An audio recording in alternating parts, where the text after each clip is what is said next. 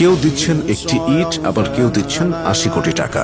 নতুন করে বাবরি মসজিদ নির্মাণ করা হচ্ছে ভারতে। সেখানে এক মুসলিম শিল্পপতি গোপনে দান করেছেন ৮০ কোটি টাকা। টাকা দিলেও তিনি নাম প্রকাশ করতে কড়াভাবে নিষেধ করেছেন। নতুন বাবরি মসজিদ নির্মাণ নিয়ে ভারতের পশ্চিমবঙ্গের অবস্থা এখন হুলস্থুল। একজনকে দেখা গিয়েছে মাথায় করে দুটো ইট নিয়ে দীর্ঘ পথ পাড়ি দিয়ে আসছেন নির্মাণ কাজে যোগ দিতে।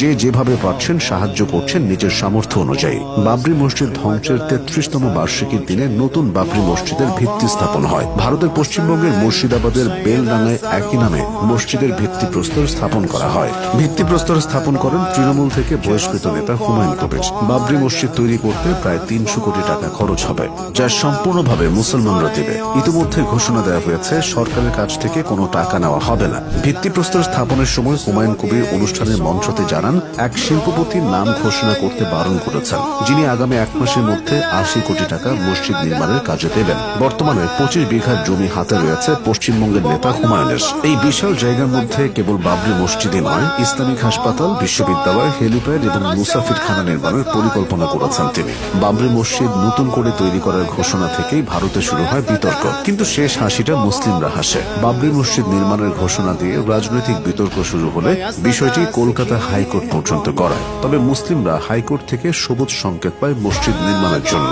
এরপর কড়া নিরাপত্তার মধ্যে